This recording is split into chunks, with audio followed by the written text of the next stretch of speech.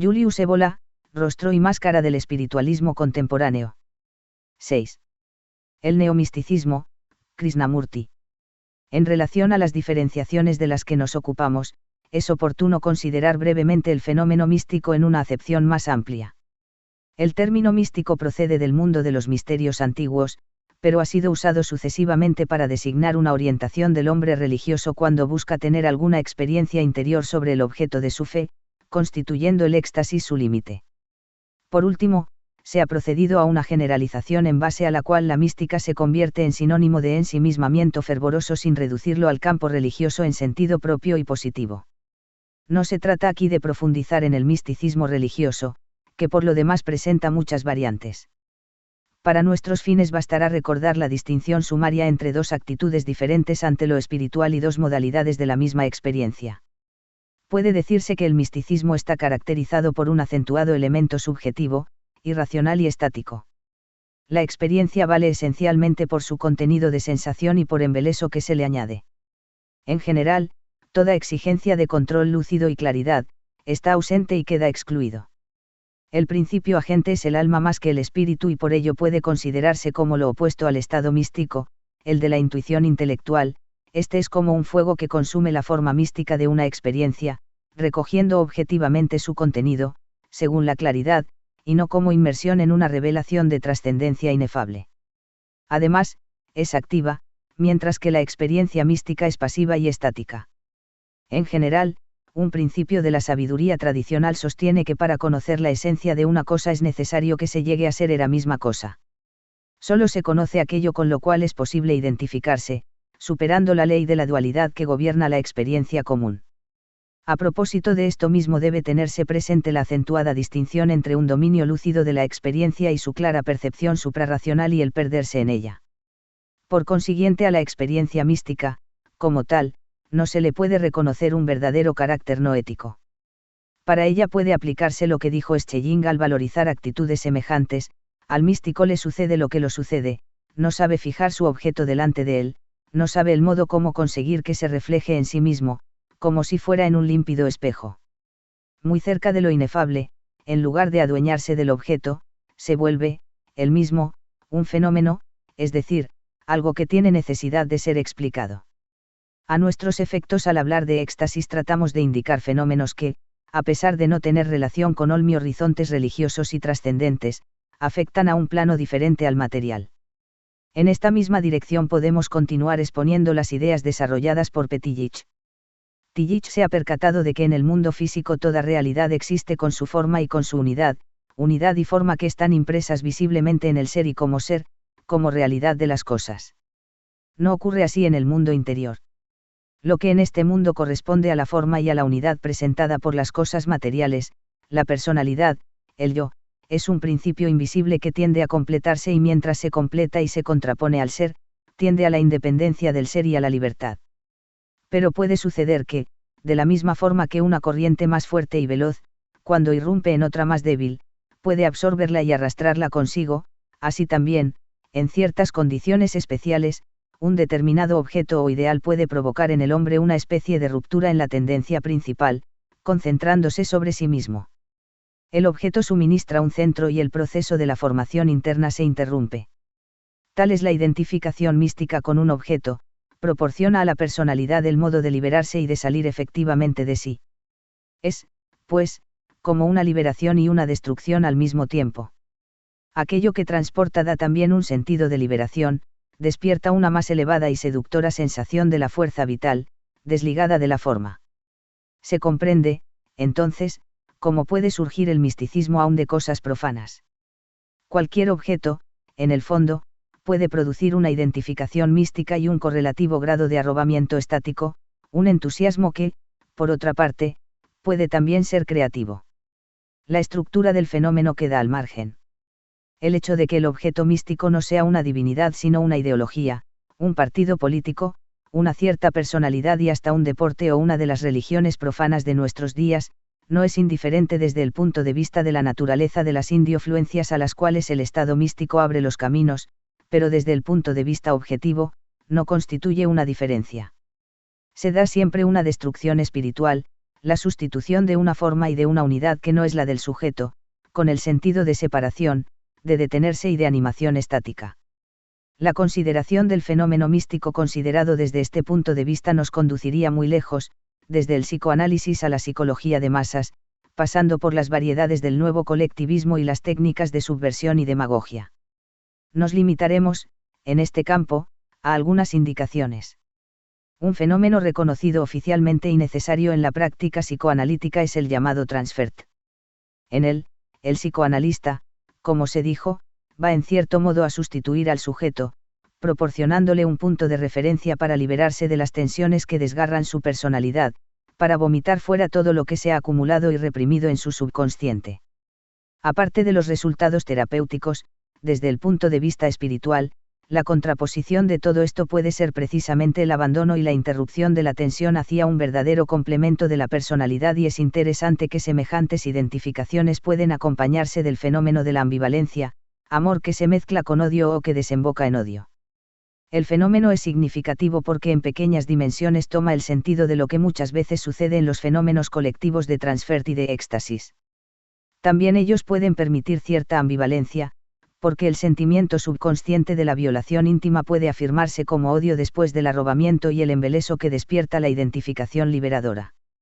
La historia reciente nos muestra también ejemplos característicos. La técnica de la demagogia se apoya generalmente en un transfert sobre la liberación estática. Las hipótesis explicativas de los psicoanalistas que recurren a la interpretación sexual de las experiencias de los salvajes, tenidas como supuestos antepasados de toda la humanidad, no son más que tonterías. Sin embargo, queda el esquema del transfert y de la proyección fuera de sí del propio centro, con el concomitante y muy visible fenómeno de pasar al estado libre de un enorme potencial psíquico vital. Ahí donde los principios demagógicos revistiendo el carácter llamado carismático logran producir la identificación mística, nacen movimientos arrolladores de multitudes, que no se detienen ante nada y en los cuales cada uno cree vivir una vida más elevada. Libre de uno propio yo, gozoso de transferir a otros hasta la capacidad de pensar, de juzgar y de mandar, puede manifestar efectivamente dotes de valor, de sacrificio, de heroísmo que van más allá de cuanto es posible a toda persona normal y a él mismo como parte desprendida del todo. En los tiempos modernos, tal vez de la Revolución Francesa en adelante, fenómenos semejantes han presentado un carácter siniestro porque los que determinan y guían por un cierto tiempo estas corrientes colectivas, son ellos mismos, más o menos, instrumentos de fuerzas ocultas. Un caso particular de misticismo está constituido por el fenómeno mesiánico. El Mesías, como Salvador, no es en el fondo más que un ideal inconsciente que se presenta a cada uno como realizado en otro ser. También en este caso se produce el fenómeno del transfert, con síncope del proceso de formación y de integración del yo y con el consiguiente ya indicado sentido de descarga y de liberación, es la atmósfera de liberación que se forma en torno al Mesías. Naturalmente, no está excluido el caso de personalidades superiores cuyas fuerzas pueden unirse a aquellas que se mantienen a la expectativa mesiánica, en forma tal de no alterar, no de completar el proceso de formación interna, guiando pues a los individuos hacia sí mismos, hacia la conquista de su forma. Este caso es así real como el de una efectiva elevación de cada uno por participación, cuando conscientemente toma parte de una jerarquía tradicional centrada en representaciones efectivas de la autoridad espiritual. En pocas palabras, el fenómeno mesiánico es muy poco frecuente en nuestros días, cuando por todas partes se va en busca de gurús y similares. En la mayoría de las corrientes espiritualistas, Quanao no es la rareza y el atractivo de doctrinas ocultas para atraer a las almas, se trata precisamente de un vago deseo mesiánico, que se concentra en principios de sectas y escuelas a las que circunda la aureola milagrosa de maestro y de adepto. En el teosofismo la cosa había tomado un carácter consciente y sistemático. Convencidos de la necesidad de un nuevo instructor del mundo, se dieron a preparar el advenimiento, estableciendo para ese objeto una asociación mundial, la Orden de la Estrella de Oriente, la cual, según el oráculo de Besant, terminó con designar apto a un joven hindú para encarnar a la esperada entidad. Se trata de Jiddu Krishnamurti, quien, por otra parte, llegado a la mayor edad y al conocimiento de sí mismo, con una innegable fuerza de carácter dio un inesperado golpe de escena adoptando resueltamente una nueva dirección. En esta etapa mantuvo la misma ambigüedad en su doctrina llamada espiritualismo, por lo cual vale la pena examinarla desde su principio, aunque solo sea en forma sucinta. En el campamento veraniego de Om, Holanda, en el año de 1929, Krishnamurti disolvió la Orden de la Estrella declarando al mismo tiempo su credo, sin atenuantes. He aquí algunas de sus palabras: yo no tengo más que una meta, liberar al hombre, ayudarlo a romper las barreras que lo limitan, porque solamente esto le dará la felicidad eterna, el conocimiento incondicionado y la expresión de su yo. Desde el momento en que seguís a alguien, dejáis de seguir a la verdad, estáis habituados a la autoridad o a una atmósfera de la autoridad. Creéis, esperáis que otros, por medio de poderes extraordinarios y milagros, os transporten a la región de la libertad eterna. Deseáis nuevos dioses en el lugar de los antiguos, nuevas religiones en el lugar de las antiguas, nuevas formas en lugar de las anteriores, todas igualmente sin valor, todas ellas barreras, limitaciones, muletas. Desde hace 18 años habéis preparado mi venida al mundo. Y cuando yo vengo a deciros que es necesario arrojar todo eso y buscar por vosotros mismos la iluminación, la gloria, la pureza y la incorruptibilidad del yo, ni uno solo de vosotros acepta hacerlo. ¿Para qué, pues, tener una organización? Yo sostengo que la verdad es un páramo salvaje y que no es posible llegar ahí por alguna vía trazada, ya sea una religión o una secta. Pero aquellos que verdaderamente desean comprender, que se esfuerzan por encontrar lo que es eterno, sin principio ni fin, marcharán juntos con más fervor y serán un peligro para todo aquello que no es esencial, para la irrealidad, para los espectros. En sí misma, esta hubiera sido una saludable reacción, no solo contra el mesianismo teosófico, sino también, y de forma más general, contra la actitud extravagante de la que ya hemos hablado. A pesar de todo es necesario hacer notar 2 puntos. El primero es que, a pesar de todo, después de las declaraciones de Krishnamurti las cosas han cambiado poco, al igual que antes se han celebrado reuniones y asambleas con gran entusiasmo libdeno, teniéndolo como centro, ha sido creada una fundación Krishnamurti que se propone adquirir un fondo en Inglaterra para establecer allí, según el deseo del mismo Krishnamurti, un centro para la difusión de sus ideas. Se han editado libros con títulos como Krishnamurti, el instructor del mundo, de L. Renault, Krishnamurti, el espejo de los hombres, de Yachard, Krishnamurti, psicólogo de la nueva era, de Reverendo Linson, y otros por el estilo. Así el mito ha ido reconstruyéndose con singular rapidez y Krishnamurti sigue ejerciendo de maestro y predicador de una nueva visión de la vida.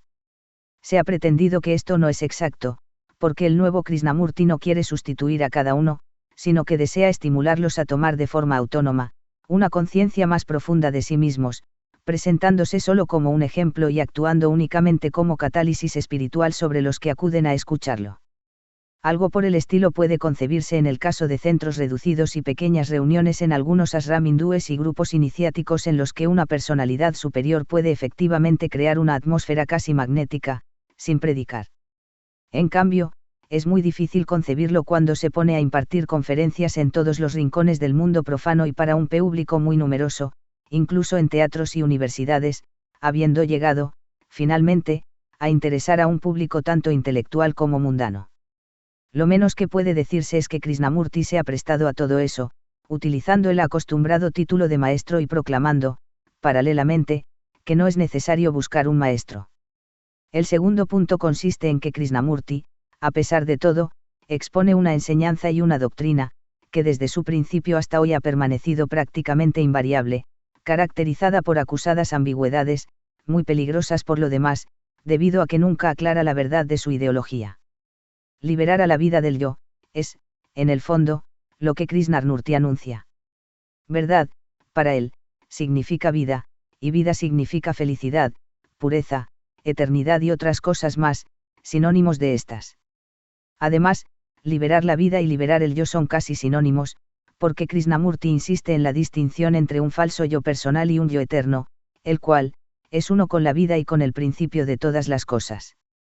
El hombre ha impuesto toda clase de limitaciones a este yo, es decir, a la vida, creencias, preferencias, hábitos atávicos del corazón y de la mente, aficiones, escrúpulos religiosos, temores, prejuicios, teorías, vínculos y exclusivismos de todo género. Todas las barreras que se deben superar para volver a encontrarse a sí mismas, para realizar lo que Krishnamurti llama la unicidad individual, te individual uniqueness. Pero este asimismo, dado que después equivale al yo de todo, a la unidad absoluta con todas las cosas, al fin del sentido de separación, se distingue mucho de cualquier cosa semejante al elan vital de Bergson y al objeto de las novísimas religiones del irracionalismo y del idealismo más o menos panteístas y naturalistas. ¿Con qué derecho llamarlo yo? Y aquello que precisamente se puede llamar yo según Krishnamurti, en el fondo acaso no es solo un principio negativo, una superestructura que, creada por agregación de prejuicios, temores y pactos, sofoca lo que sería solamente real, la vida, exactamente como en el psicoanálisis y en el irracionalismo. Krishnamurti no dice nada para hacernos entender qué sentido tienen algunas expresiones utilizadas por él, asimismo o unicidad individual, en donde la perfección y la meta son concebidas simplemente sin diferencias de muchas y variadas formas, semejantes, según sus mismas palabras, al agua corriente que avanza siempre y nunca está quieta, a la llama que no tiene forma definida, débil, inconstante de momento a momento, y por lo mismo indescriptible, en ningún modo posible de limitar. Indomable. Dar a la vida, sobre esta base, la cualidad de felicidad, de alegría libre y estática cuando toda oposición es superada, cuando ningún límite, ningún dique la contiene, ciertamente es posible que puede manifestarse y extenderse sin esfuerzo con legítima espontaneidad. Pero no lo es hablar al mismo tiempo de incorruptibilidad, de eternidad, de verdadera liberación de la ley, del tiempo.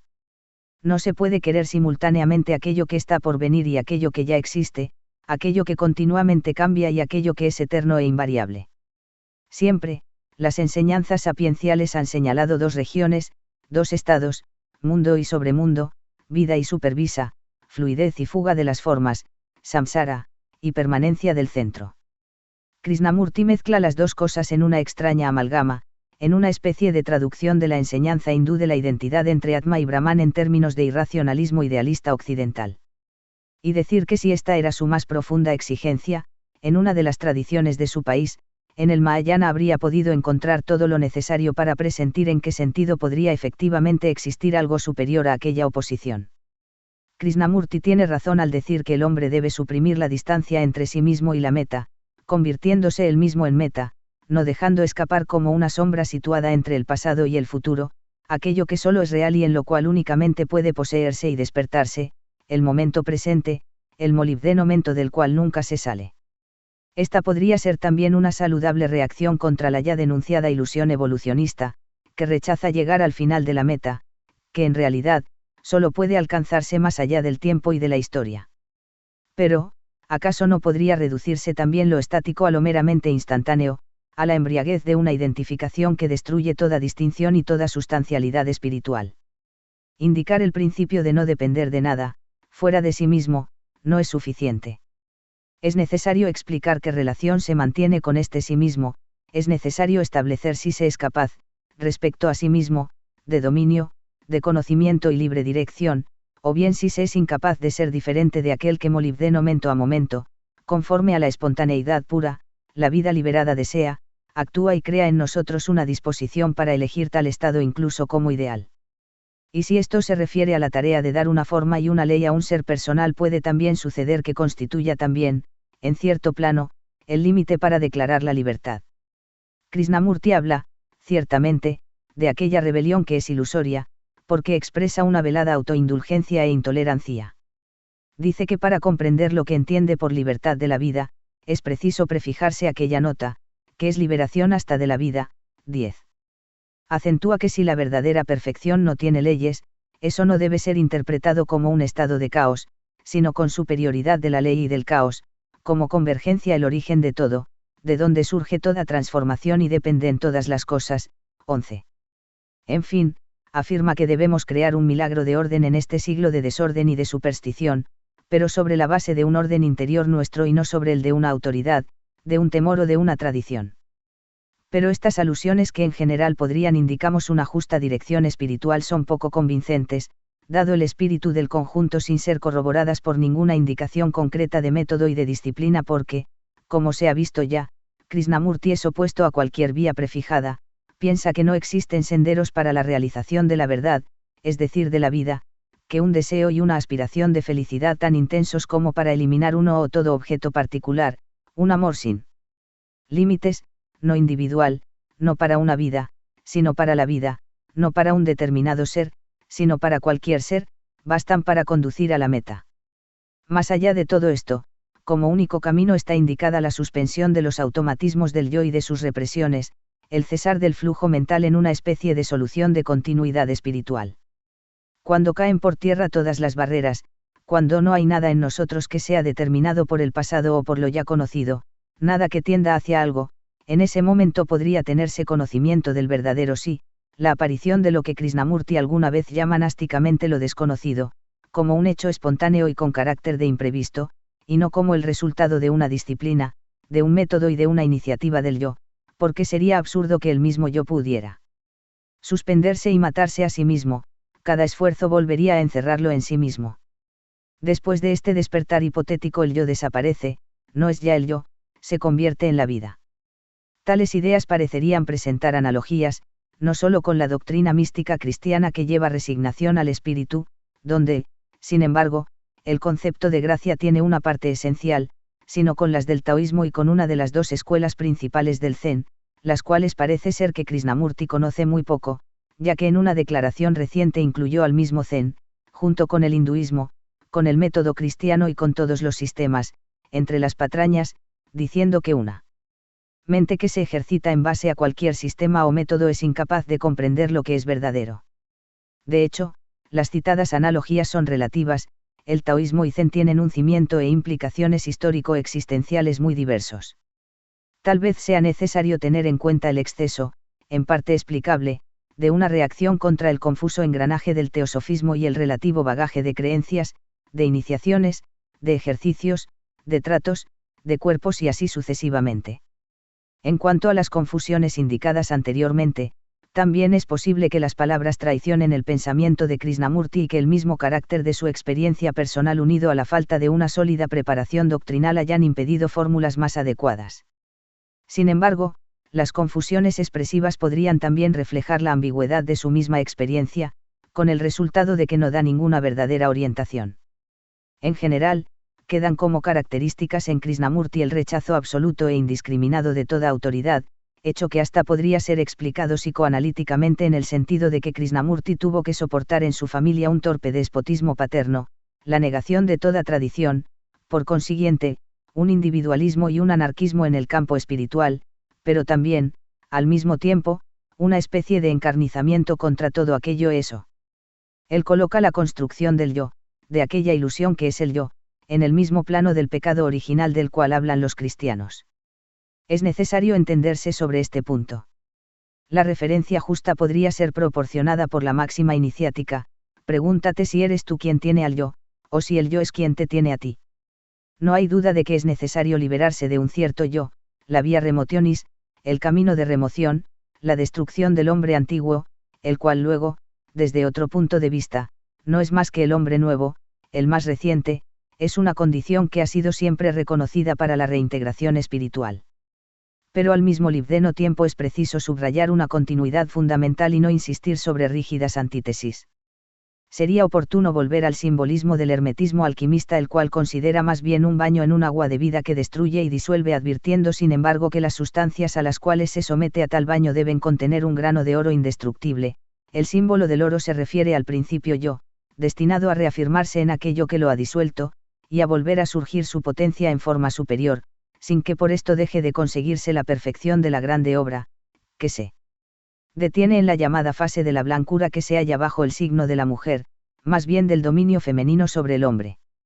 Este esquema orienta mejor y pone en su lugar lo que está entremezclado con las ambiguas ideas de Krishnamurti, en el orden de las cuales la negación del yo derribaría del hecho de que ello sería un factor estático, un paquete inerte que se opone a aquel cambio y a aquella continua transformación que constituirían la esencia siempre nueva e incoercible de lo real. En un plano más contingente, Krishnamurti no había debido olvidar una máxima, en la tradición de su misma tierra que, juntamente con otras, quiere arrojar al mar, que el sabio no turbe con su sabiduría la mente de los ignorantes. Venir a proponer ideas, que son verdaderas, si acaso, al nivel de un verdadero liberado, a aquellos desorientados que, como los hombres modernos, tienen demasiados incentivos que los lanzan al caos y a la anarquía, no es ciertamente una cosa sabia.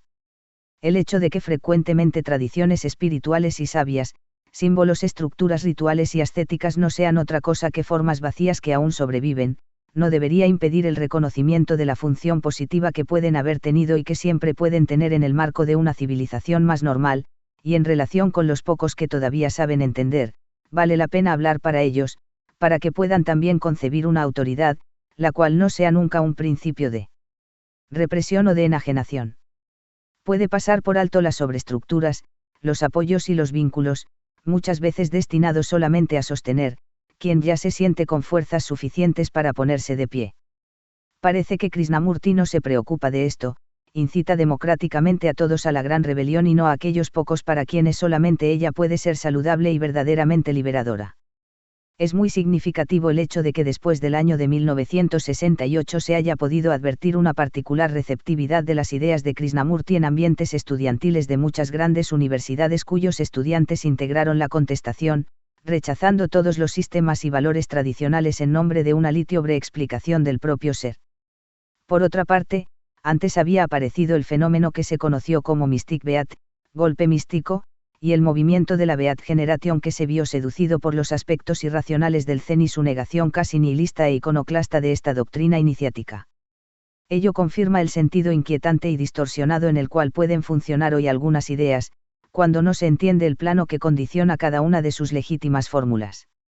Esta alusión a ciertos ambientes de jóvenes occidentales que recientemente han sido atraídos por las ideas de Krishnamurti zurdas realizadas al margen de aquel mundo deberían explicarse refiriéndose a ella, si en lugar de ser atribuidas al individuo y a las influencias de una ideología que niega todo concepto de culpa, conduciendo hacia el plano de una vida verdaderamente liberada.